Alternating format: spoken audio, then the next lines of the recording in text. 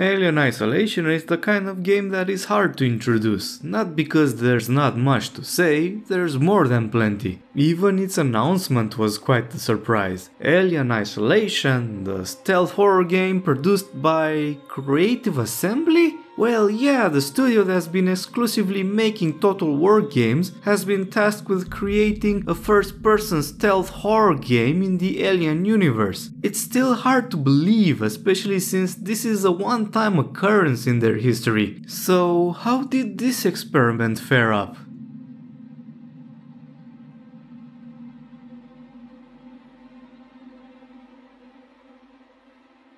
Before I start, a quick warning. This review will include some minor spoilers, I'll announce them. I won't discuss the story in depth, but I'd rather mention this now instead of dancing around big chunks of the game. The warning's also there because Alien Isolation is actually part of the official canon of the Alien universe. Yep. If you're a fan of any Alien movie and haven't played Isolation yet, you should definitely consider it. It won't tie the movies together or anything like that, but what's added here fits rather nicely within the universe. There's another major surprise that's worth mentioning. More often than not, the connection between movies and video games via a shared IP is not something to behold. They either just use the setting as a backdrop for a story unrelated to any existing material, or they're just straight up adaptations that aim to reproduce the content of a movie, for instance. Regardless of whether they're good or bad, they just don't attempt to substantially contribute to the IP, and it feels tacked on in the rare cases they do. Do you remember Enter the Matrix and how it claimed to be a companion piece to the second movie while not adding anything to the experience? Well, Alien Isolation is quite the exception to this rule. It not only brings a story very tied to the main timeline of the franchise, but it does so in a very appropriate manner. In short, the game's events take place roughly 15 years after the end of the original Alien. While Ripley is busy drifting in space, her daughter Amanda has joined Weyland-Yutani's trip to recover Nostromo's flight recorder to figure out what happened to her. What should have been a routine visit to the Sevastopol station turns into a complete mess in no time, as you might have already expected. The station appears to be damaged and the attempt to board it ends up in an accident that separates Amanda from her colleagues. While inside, the station seems to be in a state of ruin with little to no people in sight, and the few you meet are violent and paranoid with no interest to give you a helping hand or even explain what the hell happened. From the bits and pieces that you can gather, you learn that the station was in the process of being decommissioned before disaster struck and threw the whole situation into chaos. Of course, that disaster is in the form of a very friendly xenomorph that can't wait to give us a big smooch and a hug. Well, now, since I've already caught your attention, it's time for the boring technical section. Well, you see, despite being released in 2014, Alien Isolation has quite a few technical quirks that require some workarounds before you start playing the game properly. For one, letting the frame rate unlocked breaks the game's sounds, and using VSync with a monitor with more than 100Hz refresh rate results in perpetual bullet time mode? So to force the frame rate at exactly 100 FPS, you have to force it inside Nvidia's control panel. If you're sporting a Radeon or, God forbid, an integrated Intel card that somehow can pull off high frame rates, watch this age like milk in a couple of months, MSI Afterburner has a similar option. Excellent stuff, now your graphics card won't spin like a maniac and you're ready to play, but wait, there's more. You also need to use Alias Isolation, a small program that corrects the game's frankly terrible aliasing option. I have no idea how to pronounce this word, fuck it. Just run the GUI executable, follow the instructions and play the game, that's simple. Another quality of life you should use is the one that keeps the save confirmations. Trust me, after a couple of saves without it, you'll understand why I'm mentioning it. All this is documented on the PC Gaming Wiki alongside some other stuff that isn't as was vital. And oh, don't increase FOV too much because it'll stop rendering your view model. So now, with everything done, let's get the rest of the show on the road. After encountering the Xenomorph for the first time, the game really kicks into gear. It really takes Ridley Scott's Alien approach instead of James Cameron's Aliens, in the sense that the Xenomorph isn't an enemy you fight against. You can't kill it with guns and you can't blast it with explosives unless you really want to tell it that the Industrial Revolution and its consequences have been a disaster for the human race. Which you won't be able to because you can't make that many pipe bombs anyway. Hell, you can't even burn it to death with a flamethrower. All you can do against it is to hide, move as quietly as you can, and if you fail to do so, well, you're toast. The death cinematics are cool, but you're still toast. Well, it's impossible to discuss the Xenomorph without mentioning the brilliant work done for its AI. There's a reason why any conversation revolving around AI in video games inevitably turns into a discussion about alien isolation. So how does it work? It involves a very intricate tree of conditional behaviors that is very adaptive to your actions. It usually spends time either crawling inside the vents or roaming around the hallways you're trying to move around. If it hears a loud noise, it will instantly home in and investigate. If you're lingering too much in a single place, it will walk around in a smaller and smaller circle around you. On the flip side, you have plenty of tools and methods to escape its presence in response. You can crawl under any bed or table, you can hide inside closets, or you can use the vents to move out of sight, but just so you know that you're not the only one who can pull off this trick. Hacking remote terminals can let you turn on the speakers to create some noise or turn on the air purification so you can decrease visibility. On the tools side, you have things such as noisemakers that will distract the Xenomorph, smoke bombs to obscure its vision. Later you get access to pipe bombs, molotovs, or even the iconic flamethrower to scare it away. For a stealth game, it's crucial to offer possibilities for the player to surpass the game's challenges. Thus, the vast array of things you have at your disposal makes for a healthy gameplay loop. I mean, okay, I never use the smoke grenades, but they're still good if you need them, I guess. But this isn't even the best part, because the Xenomorph can also adapt its behavior depending on the tactics you most often use. For instance, it will start checking lockers more often if you keep using them. Or with a flamethrower, it runs away instantly the first time you blast it with some hot napalm, but if you keep using it, it will become bolder and bolder and will end up attacking you despite spewing flames in its direction. This adaptability also has the role of forcing you to use more and more tools as the game progresses. It certainly does a really good job of mitigating the tendency for repetitive gameplay, but admittedly, hiding under beds or other objects is still one of the most effective tactics you can use as long as a Xenomorph doesn't have a direct eye contact with you. Even late when it goes up and down in the vents in an attempt to get you out of your hidey hole, as long as you figure this tactic out, it becomes a question of patience and not necessarily of being in danger of getting caught. An annoying aspect of this though is that since noise makes it come back from the vents, this includes your steps when you're walking. So your only chance to traverse hallways without the alien on your back is to crouch a lot of the time. Not only it's slow, but it looks silly as hell. You can find more detailed descriptions of what the AI can do, such as the 2 videos AI and games made about the subject. Considering that I don't remember when was the last Total War game that didn't have broken AI on launch, is genuinely astonishing that everything works so well here. Watching these detailed videos actually confirmed the suspicion I had early on about how it works. You see, beyond the system I mentioned, the game also uses a secondary layer which basically directs the Xenomorph in your direction. Initially I was upset because it felt a bit cheap. How could I enjoy a stealth game that arbitrarily chose whether or not my opponent is close or far away from me instead of that being the result of organic gameplay? But then I've had a huge revelation. I'm an idiot. Oh, the stealth, yeah, as I was saying, it gradually dawned on me that I'm actually looking at the game in the wrong way. I'm not actually playing a stealth game despite everything I said until now.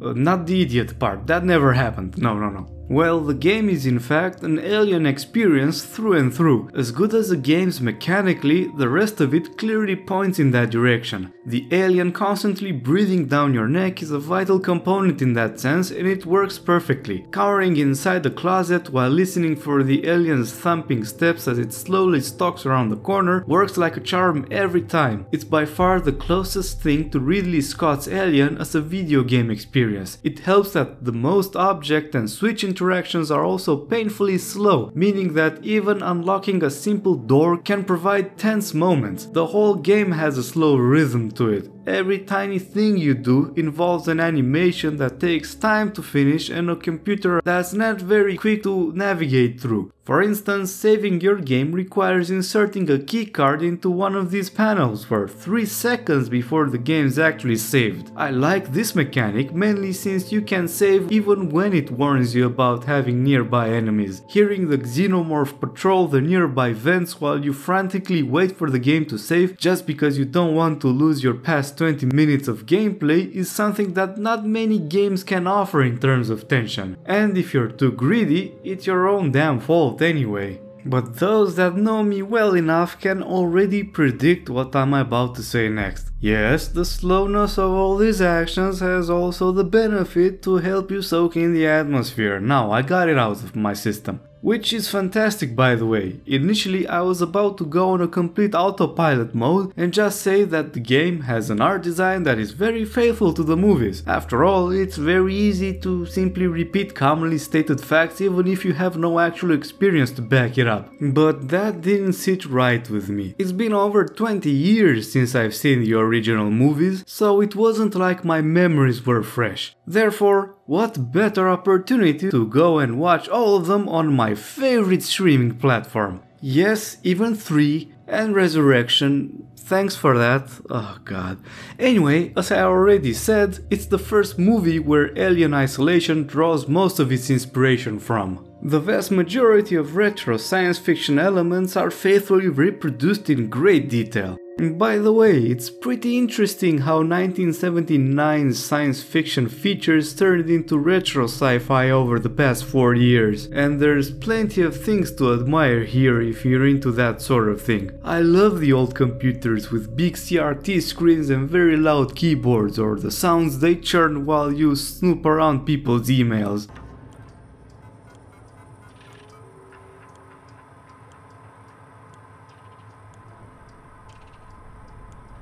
The hacking minigames remind me of the old Atari graphics and sounds, which is quite fitting for the late 70s. Walking through the hallways of the Sevastopol station, you can see just how many design elements the developers grabbed straight from the movie, to the point where you feel like you might as well be on the Nostromo from the film. So when I said that it really tries to be an authentic Alien experience in video game form, I was not making it up. The level of detail that made the game look as close to the movie as possible is truly remarkable. In this sense, the most blatant proof is a short flashback portion where, playing as a different character, you basically reproduce the entrance in the alien ship from the first movie. There's so much more, but there's no way to realistically cover everything and not turn this video into a feature-length film. The sound design is absolutely top-notch and adds to what I've already said. It's incredibly satisfying to hear all the things around you whir, churn, buzz and creak and so on as you walk around. Just listen to a few of these samples.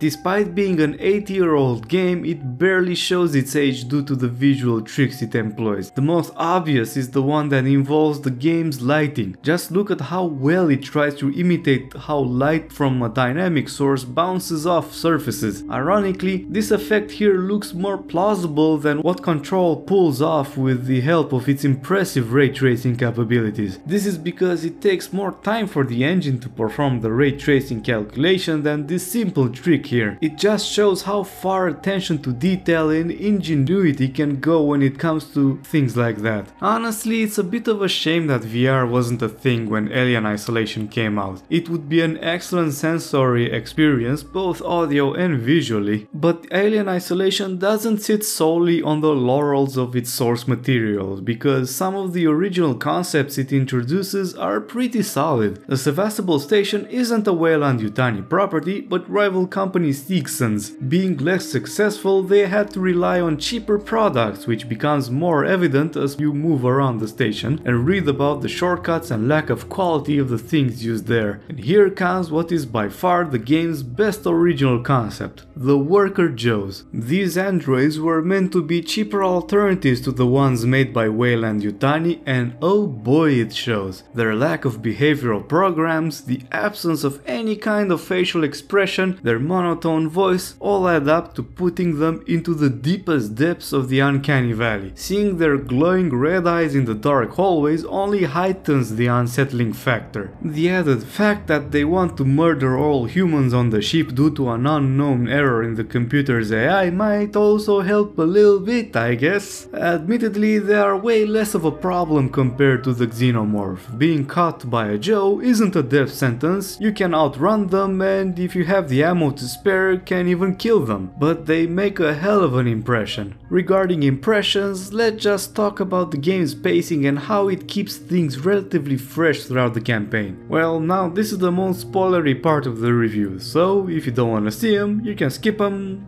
The timestamp is somewhere over here. I've done a lot of work on this, I'm so good.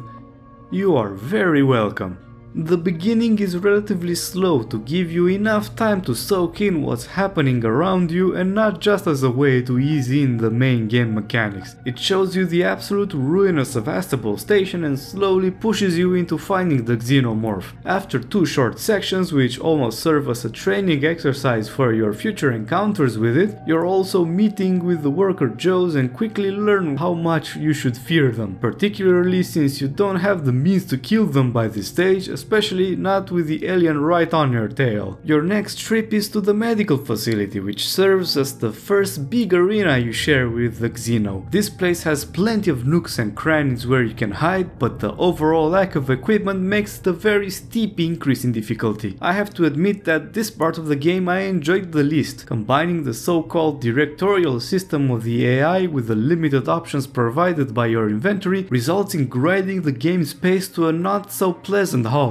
It's part of the reason why I was initially irritated by the perceived unfairness of the game's stealth mechanics, and I have to admit, when I tried to play Alien Isolation years ago, it was around this part where I took a break, which turned into a complete stop. The same urge dawned on me when I played this time, but I persevered, and I didn't regret it either, thankfully. That's because the game picks up the pace from this point. Getting a clear picture of the situation, you get involved in the efforts to trap and kill the xenomorph. Your gear becomes more varied, while the alien adapts more and more to your previous tactics, forcing you into increasingly risky plays. More so, the efforts to secure the station from the alien threat pushes you into multiple close calls, culminating with its last-ditch ejection into outer space.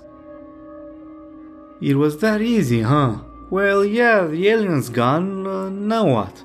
The tension's absolutely gone as well, and your only enemies on the station are the androids, which have somehow become more aggressive once the station's AI decided to harden lockdown for some reason. If until now you had no use for your weapons and just accumulated ammo, now it's android massacre time with stealth out of the window and no xenomorph to pop out of the vents at the sound of any gunshot. How's that for being hysterical, you creepy pieces of rubber It felt a bit disappointing, kinda like Babylon 5's 5th season. You got all the stuff packed in before, followed by 20 episodes where the stakes couldn't be lower. Season 4 was so damn good, goddamn! But of course the game wants to show you who's daddy and not only takes all your guns away, but throws in these super beefed up androids that are way harder to kill, somewhat. I mean, I spent all my resources cleaning out a couple of rooms, so I was back to being super scared of them for the rest of the section. But that didn't last long either, because I discovered the bolt gun, a one-hit kill if you can aim properly. Huh.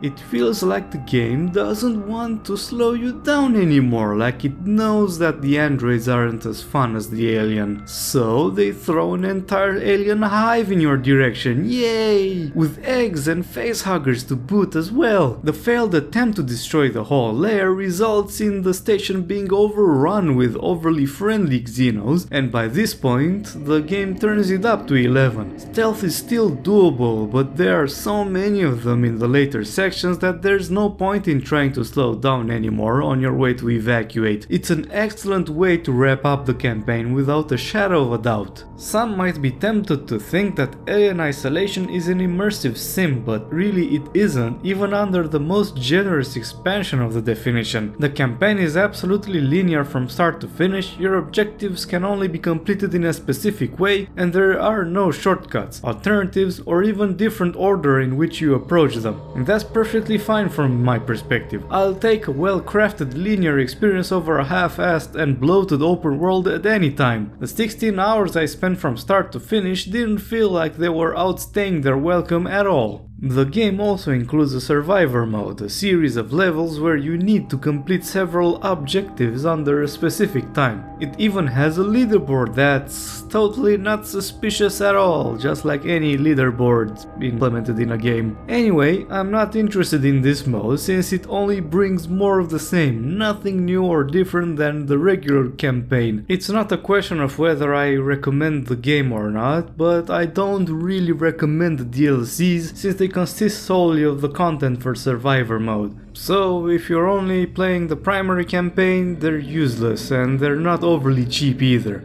Alien Isolation is an excellent game, without a shadow of a doubt. I suspect most Alien fans watching this have already played it, but for the rest of you, don't hesitate. This is an excellent combination of horror and stealth with a tremendous dedication to creating the perfect atmosphere for it. In fact, each of these three elements on their own stand really high, a fantastic achievement for creating assembly, given that they've never had any experience prior in making something like this. Well, looks like we're at the end of this one. I'm sure there can be plenty more to talk about, but I won't rob you from experiencing every little thing this game does right. But you know what else I can mention? Of course, clicking all the neat buttons that makes the channel grow from a cute chestburster into a cuddly xenomorph. And don't forget to share this with some like-minded fellows.